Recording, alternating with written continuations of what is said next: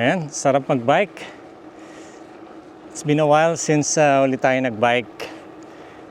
Sarap talagang mag-exercise, especially after work and especially lalo na work from home tayo. Most of the time, nasa desk lang tayo. Mahirap na pag tumatanda, walang exercise. So it's almost 6:30 p.m. Pero tirik pa rin yung araw. Perfect time para magbanat-banat ng buto at makapag-exercise.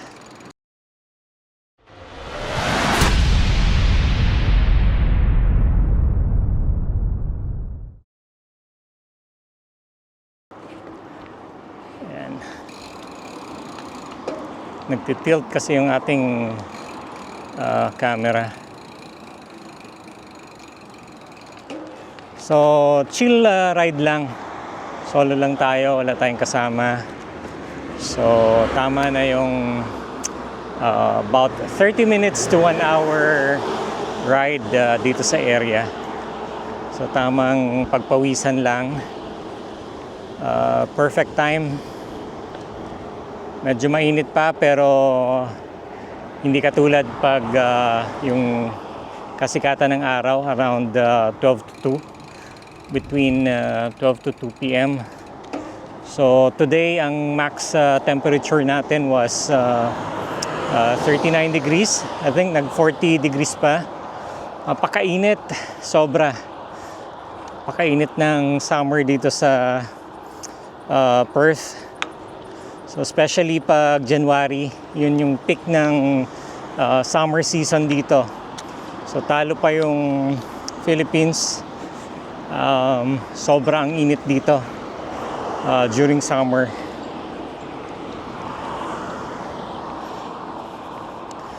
So ang gamit pala nating bike is it's a mountain bike. So ang gamit natin is Trek Excalibur 9. Aluminum frame pa yung frame niya. Gusto sana natin yung carbon para mas magaan pero it's a lot expensive. So hindi naman tayo pro para mag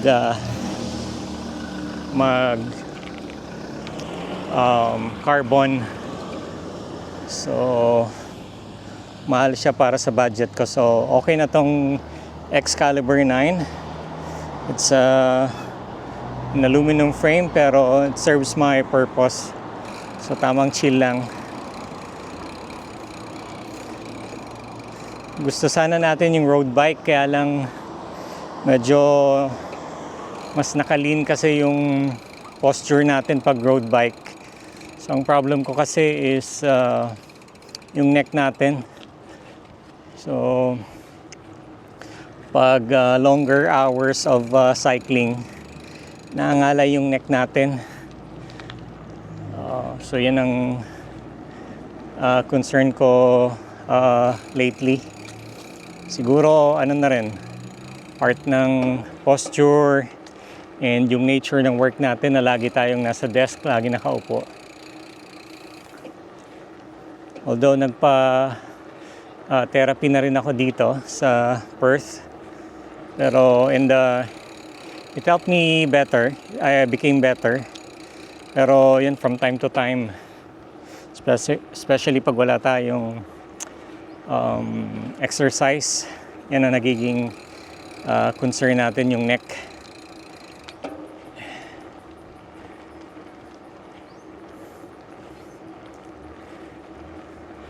So this January, marami tayong adjustments. So si My Loves nagkaroon na ng work this month. So she has a part-time work pero yun nga, nasanay kasi tayo na nasa house lang si My Loves for the last few months. May nagluluto sa atin and medyo na-pamper tayo. It's a shame pero tamad kasi tayo magluto. And pero ngayon, we have to adjust kailangang maglutong tsamba tayo, especially na my work, si My Labs. So normally, until there are times na ang shift niya until 7 p.m. So since natatapos yung work ko by 2 p.m., so ako yung dapat magluto.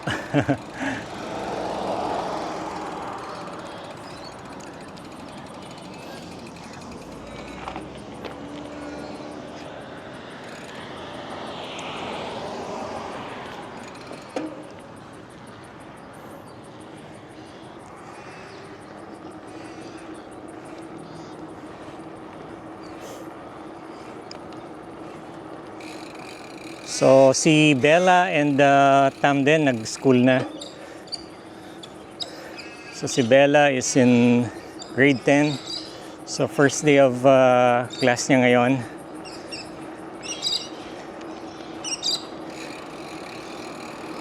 Si Tam naman is taking Certificate 3 in IT. And ang plan natin, ang plan ni Tam is to take Certificate 4 after and diploma in IT. So kaya pag weekdays, ako lang naiiwan. Lahat sila nasa labas and solo lang tayo. Pag nasa work or merong school, sila Tam.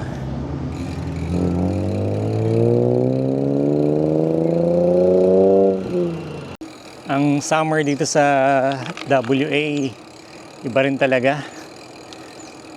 Even sila My Labs naninibago. Napakainit kasi talaga, sobra. So mas sobra pa sa Philippines. And dahil dyan, kaya tayo nag-apply tayo ng solar panel system. So last week nag-inquire tayo and yung best deal na nakuha natin was sa Regen Power. So yung office nila is dito lang sa Cannington, pero through online lang. So nag-inquire lang tayo online and humingi rin tayo ng ibang quotation from other companies. And so far, sa mga quotations na nakuha natin is nagustuhan natin yung sa Regen Power. So meron din na mas cheaper, pero mas okay na yung may presence talaga dito sa Perth. So merong office para kung may mga warranty concerns man, madaling lapitan. And nag-Google tayo, maganda yung feedback or review sa Regen Power. Kaya sa mga may naghanap ng solar panel system, so try nyo i-Google yung Regen Power, REGEN. So ngayon na-apply na yung installation sa Synergy muna sa Western Power. And pag na-approve, maybe in 2 to 3 weeks, pwede nang ma-install. So nagbabudget kasi tayo, pero ang napansin ko kasi is necessity dito sa Australia yung solar panel system. So kaya nag-aalat tayo ng budget. So ang napili natin na package is ang hybrid inverter natin is Fronius. And sa solar panels naman is yung Trina Solar. So mas cheaper yung Goodwi inverter. Pero based from my research, in terms of reliability, mas maganda yung Fronius. So ano kasi siya, German, I think, European inverter. Kaya yun ang pinili natin. Previously, inaay natin yung Goodwe. But from my research, mas maganda na yung doon tayo sa reliable. And nag-research din kasi tayo.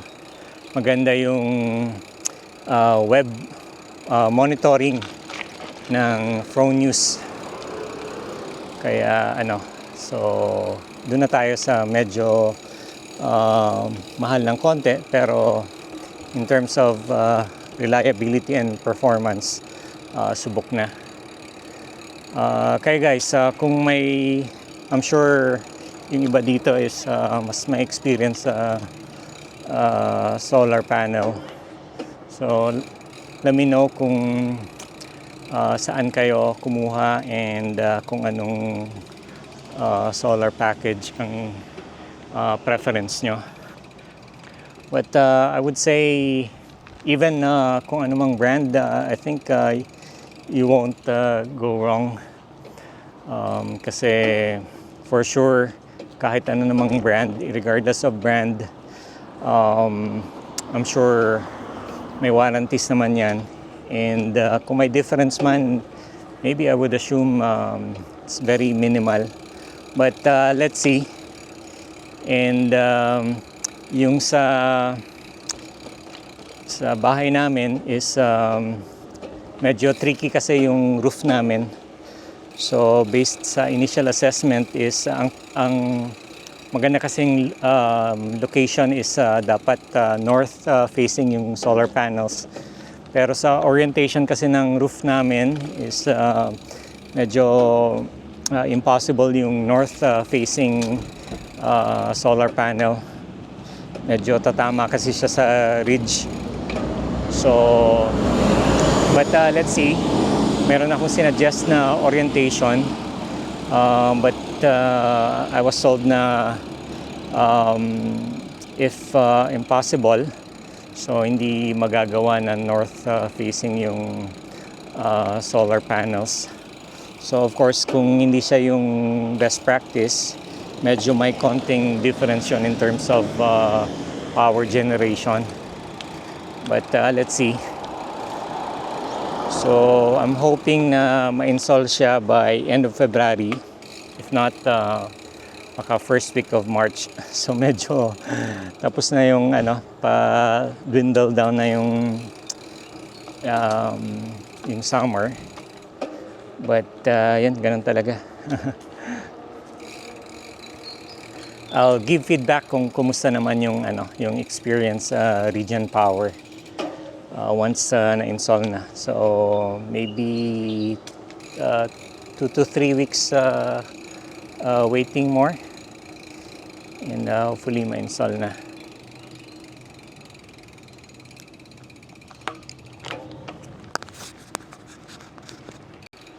It's a single phase house, kaya 6.6 kilowatt lang yung ating solar package.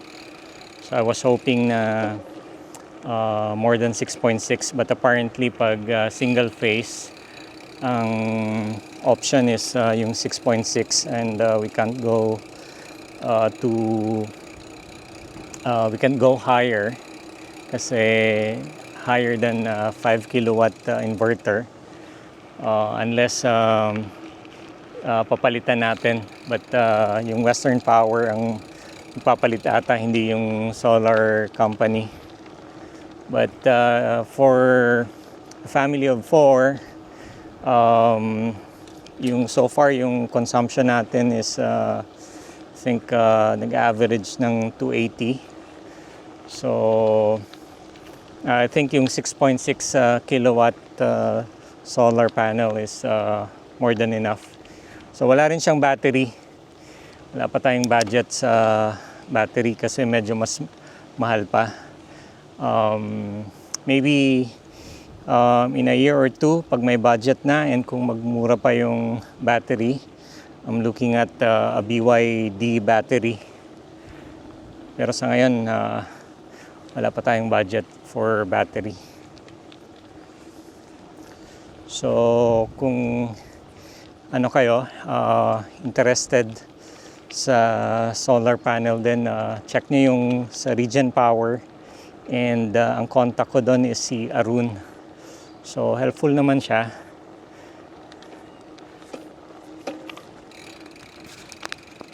Ayan, so malapit na tayo. Tama na yung about 40 minutes short ride. Quick papawis lang. Kesa naman sa bahay lang tayo mag-computer. So nagpapawis lang tayo ng konti. Siguro isa pang ikot. And we'll call it a day.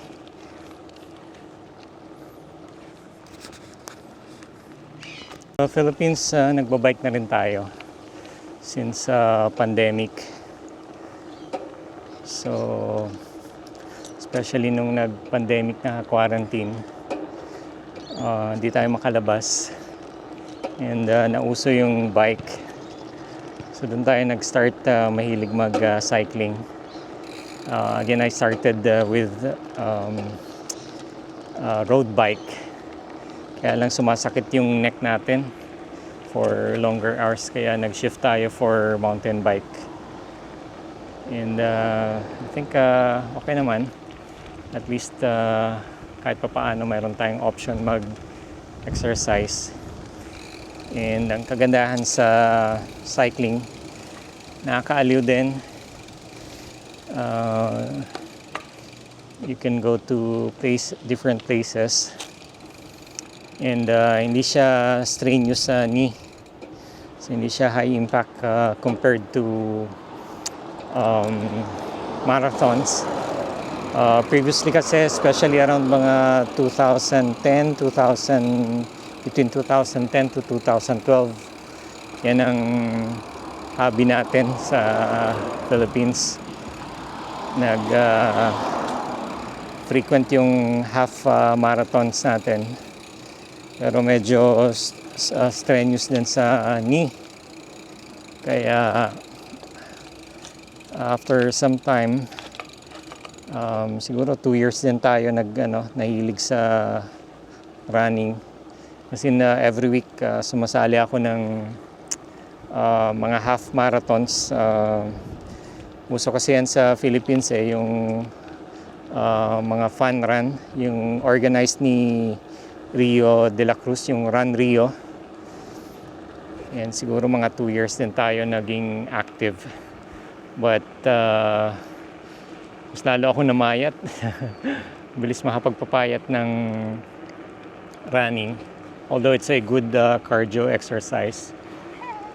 But yun, after about 2 to 3 years, napigil natin.